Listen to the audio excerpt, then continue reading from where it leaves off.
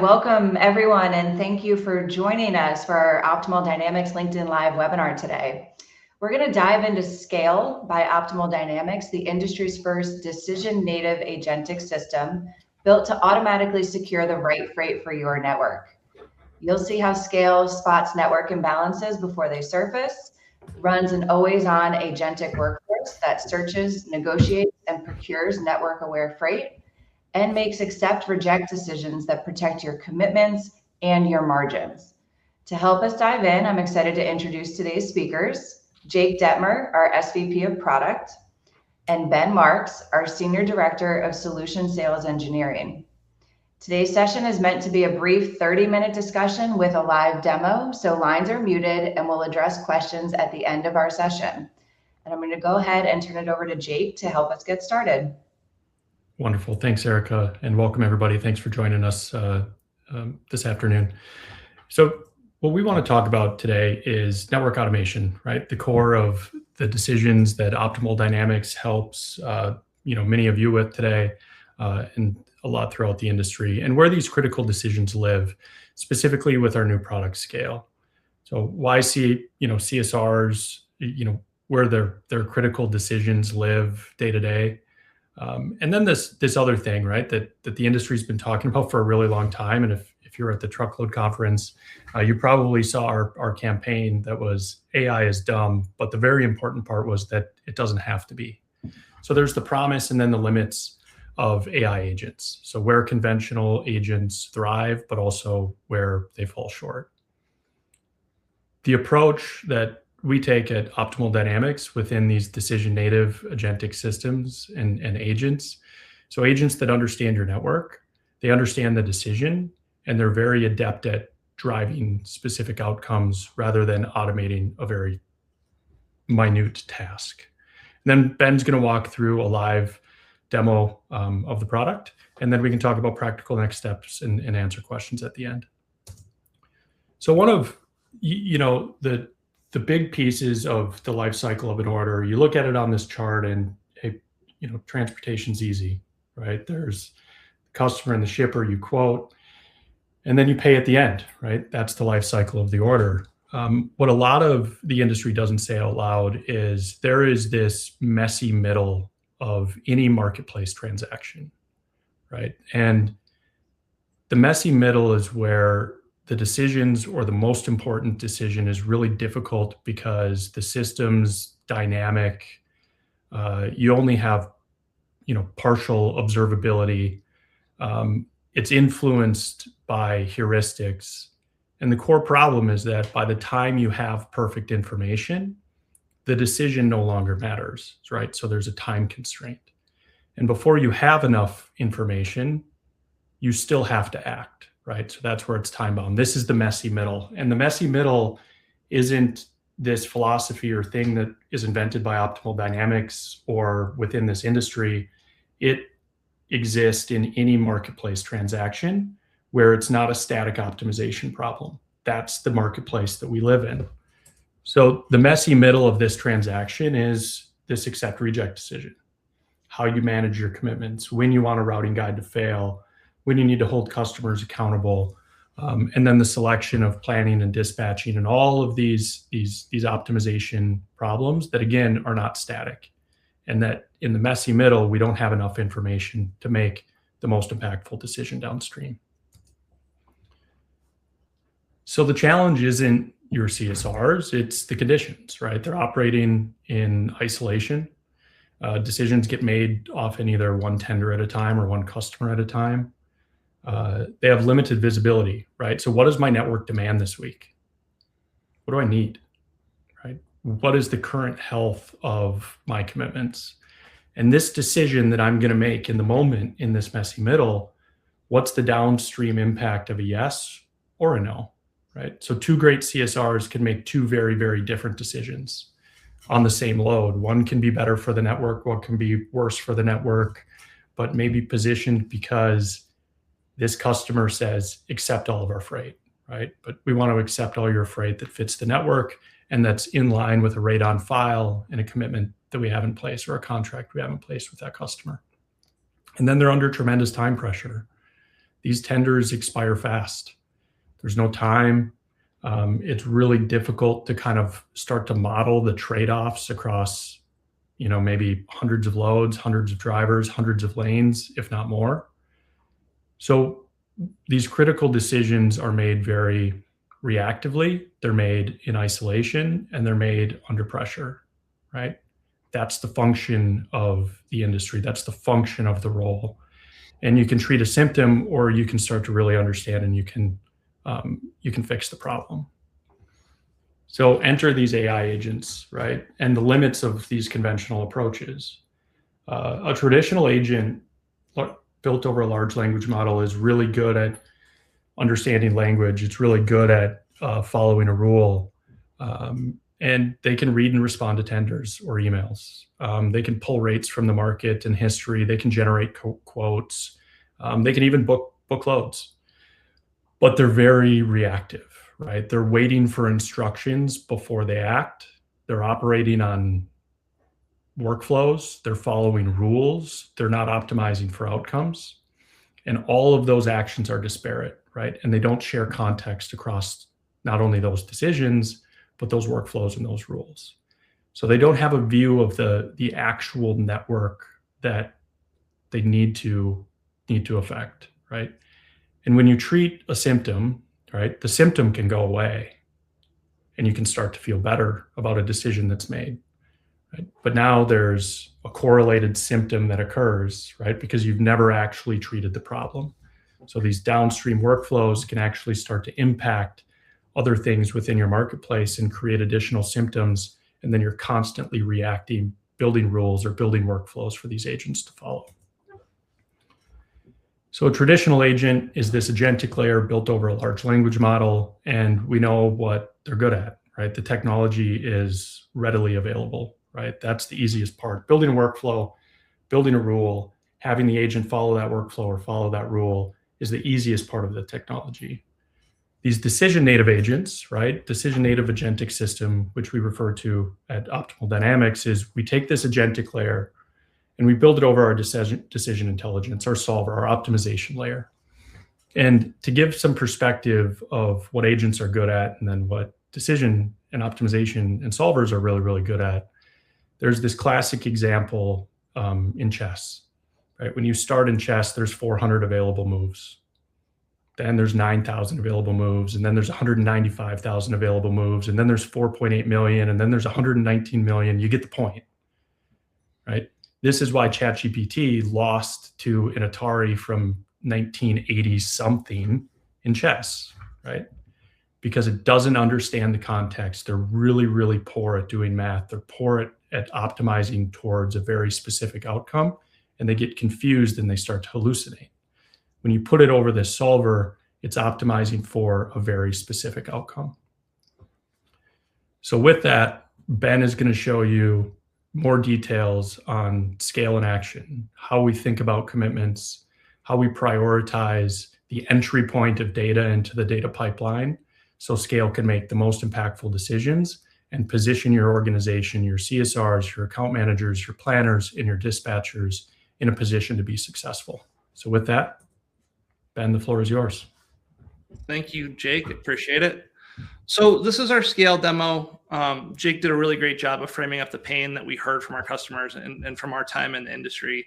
And really it just boiled down to very rarely, if ever, was there a systematic approach to managing commitments. And even when there was no way to link that management to an intelligence and to a decision. So as a transportation decision system, we wanted to make sure to not only provide a single source of commitment management, visibility and reporting, but also directly tie that into our decision process with EDI evaluation, with load scheduling, with load allocation decisions, and then eventually the decision-native agents that Jake talked about. So to start, we're going to build our network, and we're in our command center, and we're going to upload a commitment in real time. And we're going to start through this process here. And we're going to just start with the general awards that we have. We're going to parse one file, and we're going to go ahead and close this while it continues. And we can see it up in the corner. And then we've got some just getting started questions. These are always here. They're very easy. We want to just start, how do I get started? Which I've already jumped ahead for infotainment purposes, we'll say. Well, we just want to upload. It can take any file that you get, Excel, CD, PDF, text, go through and let Atlas, our large language model, review it, parse it, and then give it to us to approve, right? And we can go up here and we can see that that's done right now. We can look and we can say, hey, we have a problem, right? We're missing a customer ID. We're able to get everything else. So very quickly, we can go into our map fields. We can find, because we reviewed it, we have a customer ID, customer name, but we actually have a customer ID field. We can update that, approve it. And then we've now created our network. We've now created our commitment backbone of how we run our company.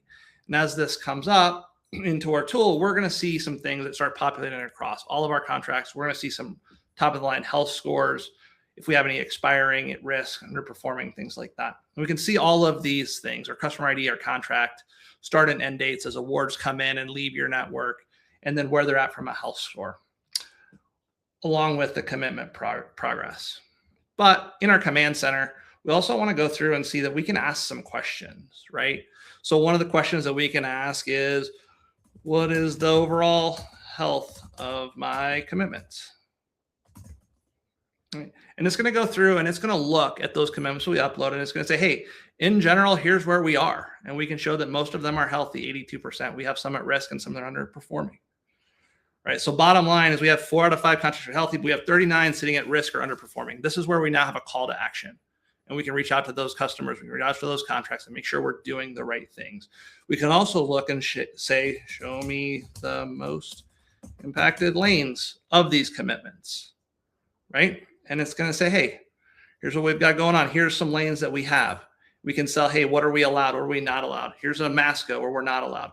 And we can just get really quick business intelligence on our commitment, where we're at, and get some very specific calls to action and things that we can do.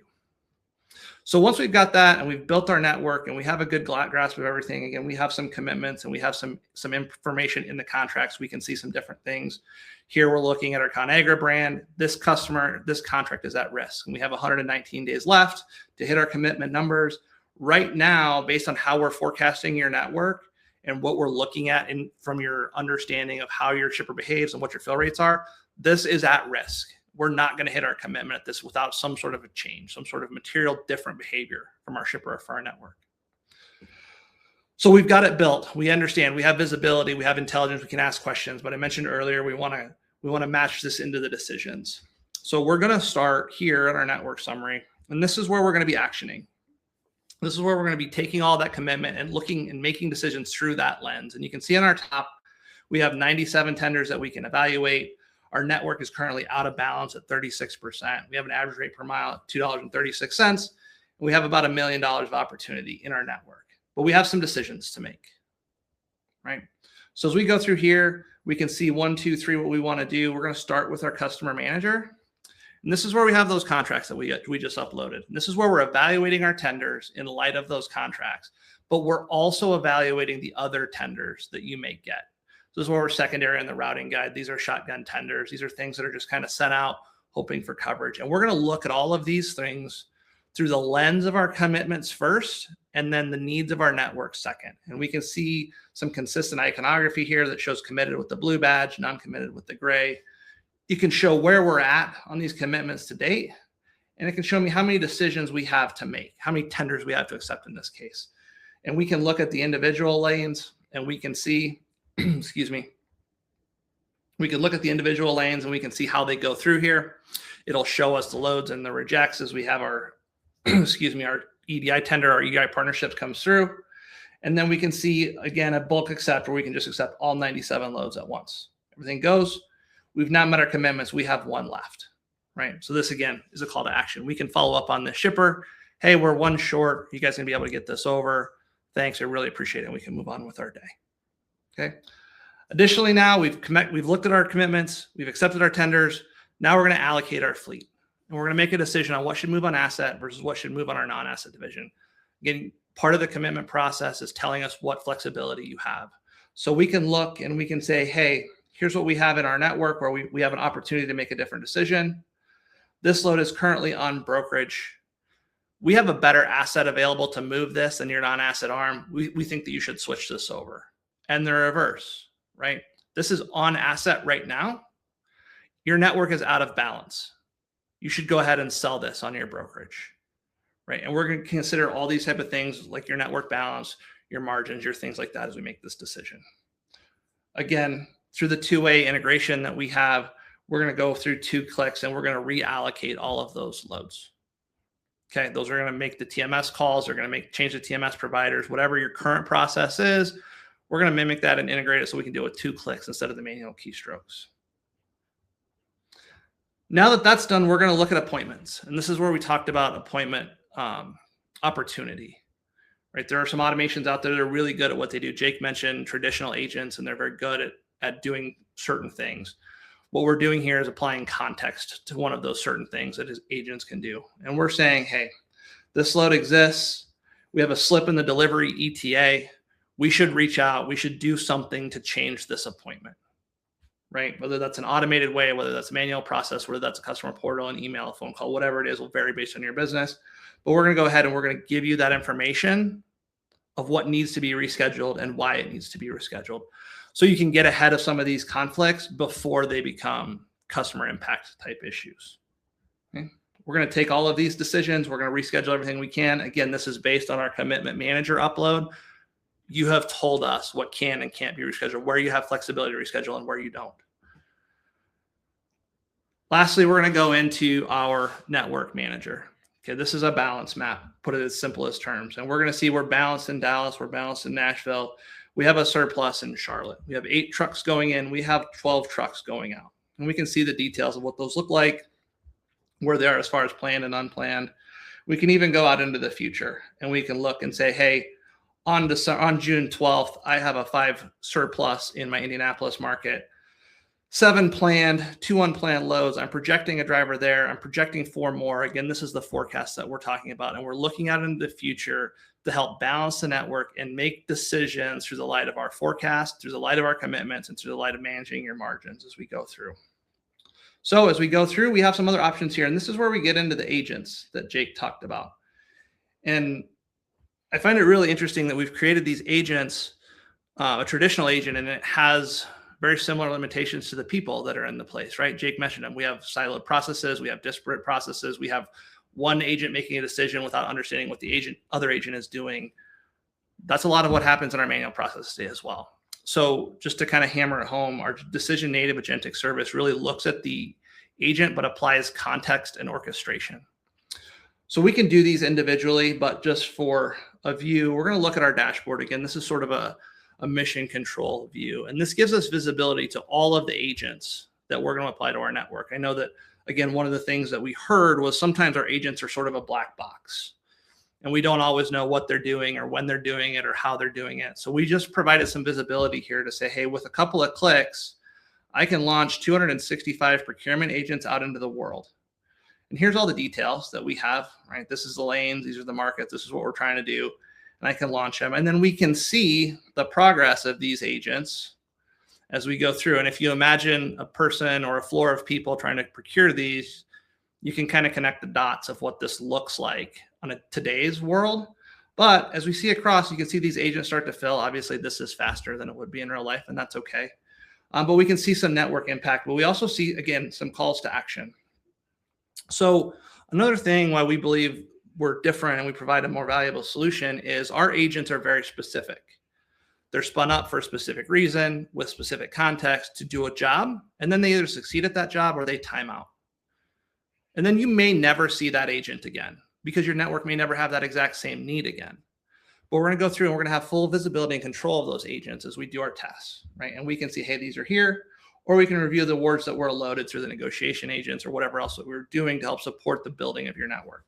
And we can either accept these decisions individually, or we can continue the workflow to really accept what we have already through the EDI process, through the rate con sheets, loads being built, through the load allocation, all the different things that require a network to go. And then once we're done, we're going to go ahead and we can start over, right? And we continue this process. It's evergreen. And what this allows, we believe, is for these CSRs that are juggling all these customer counts, all this book of business, all this local knowledge that they have to become more of a control type position and less of a task oriented position, and to make sure they're doing the right things at the right times. And then to make sure we're following up on those things like folks that are lower than commitment. Our commitments are at risk. We can more proactively manage health of our network. So as we go through this, we always kept in mind that we wanted to make sure to find a single source of commitment management, a single source of truth that was clear and easy to use. Wanted to make sure that that commitment lens was applied to all of our load allocation decisions. And then we wanted to automate and empower those CSR folks to make the right decisions at the right time and not be bogged down with the day-to-day. And that's it. We've automated your scale, your procurement process. We've automated your EDI tender acceptance, and we've given you a single source of truth for your commitments. So we'll kind of turn it over here to wrap up between Jake and myself, and we'll have some time for some questions at the end for anyone. Great. Thanks, Ben.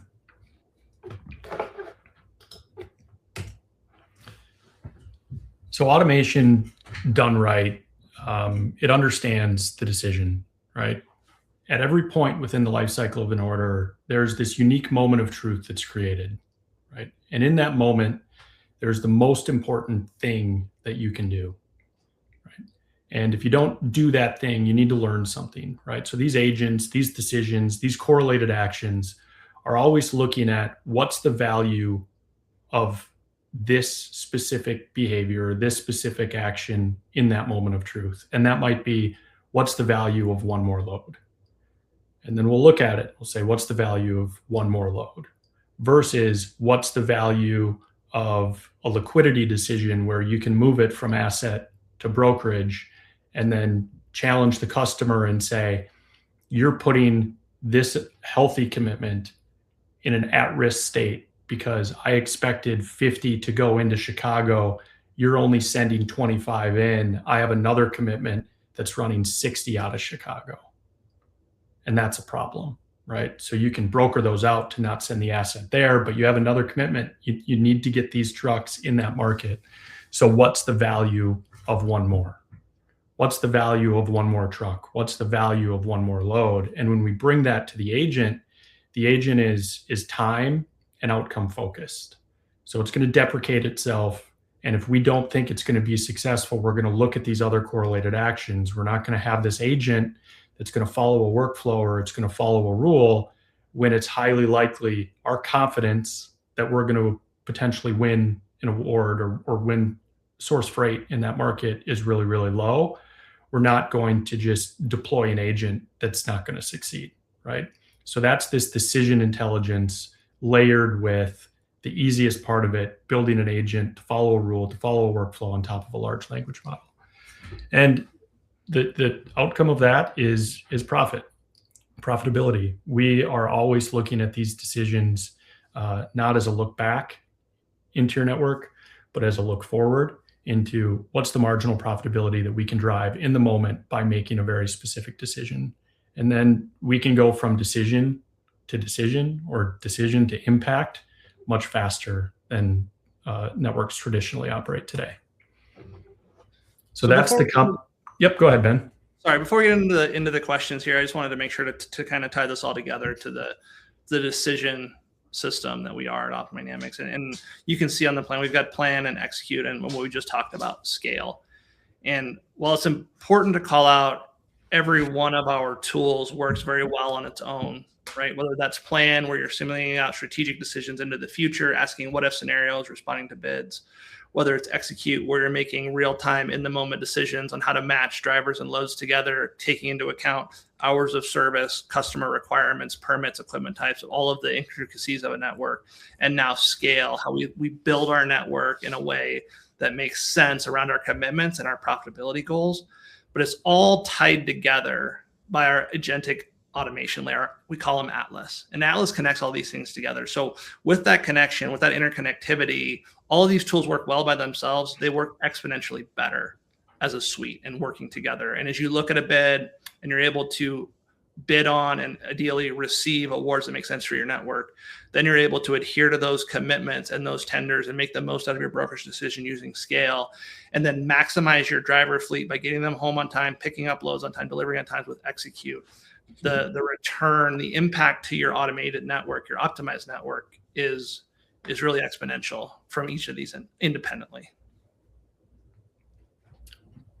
Perfect. With that, we'll turn the floor over to any questions from the audience. But otherwise, we really appreciate the time and commitment to attending today.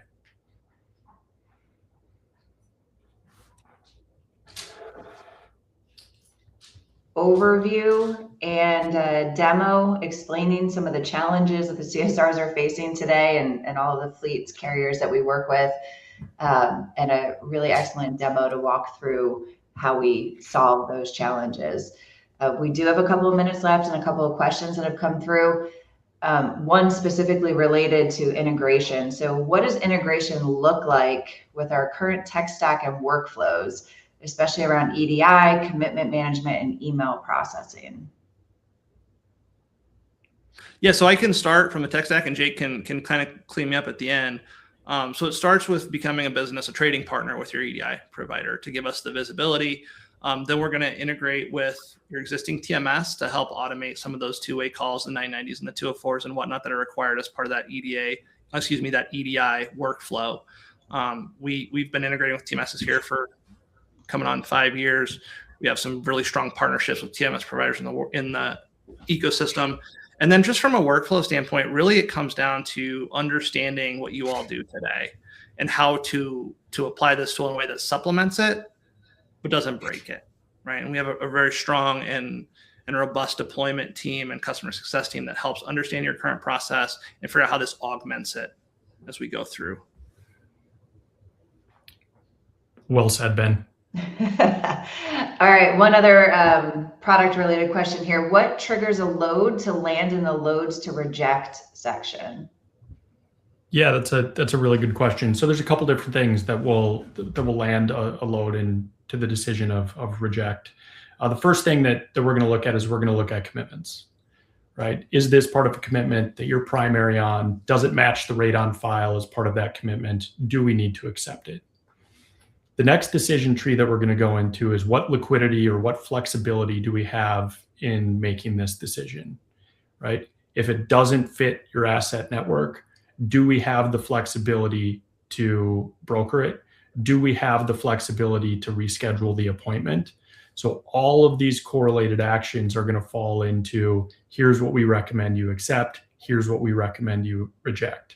If for some reason you are over your commitment level and it matches the rate on file, what we're going to do is we're going to look at, hey, what do we think we can procure freight in the spot market at? Is it a strategic decision to let this routing guide fail and then win the freight on the spot market instead, because it's confidence, risk, and then what's the value of one more load, right? So those are all kind of those correlated actions. It's a good question. All right, got time for one more here. This seems like an enterprise level solution. Do you have any truck count or vertical or industry requirements? Yeah, I'll take the start of that one as well. First of all, it does feel like an enterprise level solution because it does support some of the large enterprise carriers that are out there. But we believe, especially with scale, we can make an enterprise level tech solution available to the smaller companies. Right now, really the requirement is that you have customer freight that is some percentage of your network. You have an automated, you have a tech stack that supports EDI. You have a TMS that you use that provides things like revenue and truck counts, and you have an ELD, which everybody should have, right? So this is open up to much smaller fleets in the 50 to 60 range at the low end, up to the larger fleets at north of 2,000 trucks, whatever that might be, 3,800 trucks. This is open to different verticals. Ideally, this is anybody who runs a truck and has to manage commitments and has opportunity to automate their processes and take some power back to the hands of their CSR team. Excellent. I think we have covered all the questions. Thank you again, Jake and Ben, and thank you everyone who joined us live today. We hope you found this overview very valuable. It's clear to me that with the right technology, carriers can remove the guesswork, make better decisions, and maximize profitability. So for any other questions or to see Scale or our full platform in action, you can reach out to us here directly on LinkedIn or at sales@optimaldynamics.com. And we hope to see you all soon on the next Optimal Dynamics LinkedIn Live webinar. Thank you, everybody.